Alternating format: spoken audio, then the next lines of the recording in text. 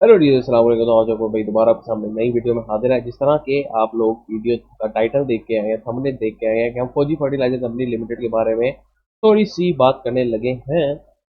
तो आज हम इसके बारे में बात करेंगे कि हमारा इसका फाइनेंशियल रिजल्ट, जिस तरह के पता है कि इसने आज एक बड़ा फाइनेंशियल रिजल्ट अनाउंस किया है जो कि 100% है, जो कि हमारे पास 10 रुपये पर शेयर बनता है, जो कि पिछले इंटरिम डिविडेंड से 2 गुना ज़्यादा है। ठीक है, मतलब 5.5 इंटू टू तकरीबन 10 रुपये उसने दिया। पिछले दफ़ा इसने 5.5 रुपीज़ दिया था। अब हम उसकी देखते हैं इसकी वजह क्यों क्या है।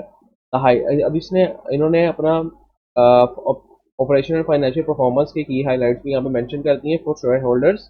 The highlight of our performance in record is the record return on investments. हमें हमारे पास ROI, रिकॉर्ड ROI जनरेट किया है। And dividend income aggregating to 15.8 billion compare to 6.3 billion last year. मतलब इनकी जो डिविडेंड ईयर इनकम एग्रीगेशन है ना, वो 6.3 बिलियन से 15.8 बिलियन हो गई है। मतलब ये 2 गुना से भी ज़्यादा हो गई है। Company has just started selling its products through company-owned stores outlets, thus providing farmers a challenge to buy directly from the company।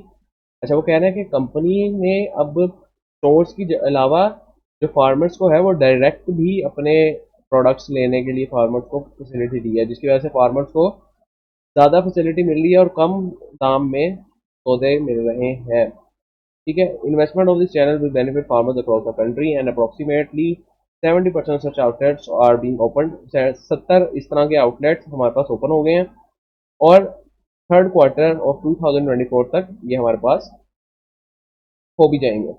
मतलब कि तकरीबन हमारे पास थर्ड क्वार्टर बनता है अक्टूबर, सितंबर अक्टूबर में तकरीबन ये हो जाएगा हमारे पास लाइव। इसके अलावा इसने बाकी चीज़ें यहाँ पे बताई हैं कि इतने टन हमने यूरिया बनाया है as improve efficiencies and mostly इन्होंने एफिशिएंसी इस तरह इम्प्रूव की होगी तो कॉस्ट इसकी कम कर दी होगी। कंपनी आपसे से ये देखें, कॉस्ट ऑप्टिमाइजेशन मैयर विच इनेबल इम्प्रूव रिटर्न्स की वजह से शेयर होल्डर को ज़्यादा रिटर्न्स आ रहे हैं। ठीक है, तो ना यूरिया सेज इतने ये आप पढ़ लीजिएगा। ठीक है, इसके अलावा जो मेन इंपॉर्टेंट बात है वो मैं ये आपको दिखाने लगा था कि ये जो इनकी प्रॉफिट, ग्रॉस प्रॉफिट या लॉस की स्टेटमेंट है, क्या यहाँ पर अगर हम देखें तो जो पिछले 6 मंथ, जो जून के 6 मंथ थे, उन्होंने कंपेयर किया है जो 2023 के पहले 6 मंथ थे, उन्होंने कंपेयर किया है 2024 के पहले 6 मंथ से। तो अगर हम देखें एक और से तो 2023 के जो EPS आई थी वो 10.28 थी और अब जो EPS आई है वो 20.49 है, हाफ ईयर एंडेड की। ठीक है, जिसका मतलब ये है कि डबल हो गया। और इसी तरह वन वन क्वार्टर के लिए तो वन क्वार्टर की ट्रिपल हो गई है इससे। ठीक है, जिसका मतलब है कि इन्होंने इफेक्टिवली अपनी कॉस्ट को मैनेज किया है और उसके कॉरस्पॉन्डिंग इन्होंने काफ़ी ज़्यादा प्रॉफिट जनरेट किया है, ग्रॉस प्रॉफिट। ठीक है, यही यहाँ पे भी मैंशनड है। ठीक है, अब इस तरह के हमें पता है ये कंपनी है डिफॉल्ट के मुकाबले की। एंग्रो पे मैं पहले ही फंडामेंटल एनालिसिस डाल चुका हूँ। अगर आप चाहते हैं कि मैं इसमें डिटेल्ड फंडामेंटल एनालिसिस डालूँ तो आप कमेंट्स में बता दें। ठीक है, अच्छा, अब इन्होंने आज जो जब ये डिविडेंड अनाउंस किया ना, अब ये डिविडेंड मैं आपको बता दूं आज इसका रेट चल रहा था अनाउंसमेंट से पहले 169 रुपीज़ का। ठीक है, तो जिन्होंने 169 तक लिया होगा उनको कितने परसेंट का डिविडेंड मिलेगा वो मैं आपको अभी बता देता हूँ। अगर हम 10 को डिवाइड करें 169 से और फिर मल्टीप्लाई बाय 100 कर लें तो तकरीबन तकरीबन 6% का डिविडेंड इनको एक क्वार्टर का मिल रहा है। ठीक है, तो अगर आगे आप हिसाब लगा लें ये तो 20% से भी ऊपर जाता है। ठीक है, अगर इसको 6% के हिसाब से हम काउंट करें और इस प्राइस के लिहाज से अगर ये सस्ता स्टॉक होता तो फिर आप देख लेते क्या होता। ठीक है, अब EPS जो है इंक्रीज हुई है जिसकी वजह से ये बेसिकली इसने डिविडेंड इतना इंक्रीज। अब एक देखने वाली बात है कि एक ही दिन में ये शेयर इतना ऊपर क्यों चला गया, इसके ऊपर अपर गैप क्यों लगा था।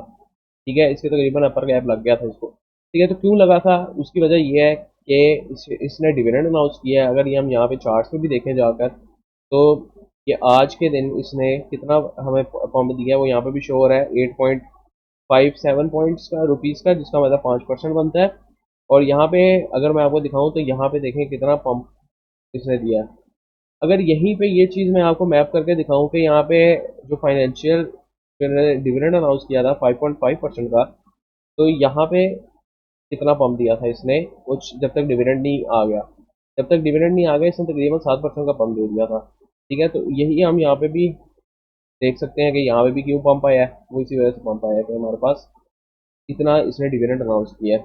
ओवरऑल ये ट्रेंड अपवर्ड है, अगर आप चाहते हैं इसमें मैं डिटेल एनालिसिस करूँ तो वो भी आप मुझे बता दीजिए, मैं कमेंट्स पढ़ूंगा, डिटेल एनालिसिस पे करूंगा।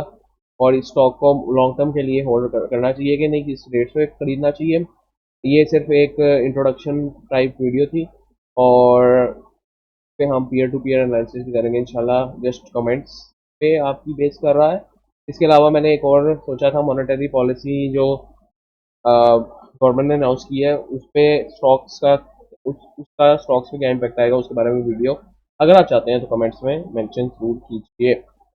सही है, नेक्स्ट टाइम के लिए भाई को इजाज़त दीजिए। अल्लाह हाफिज़।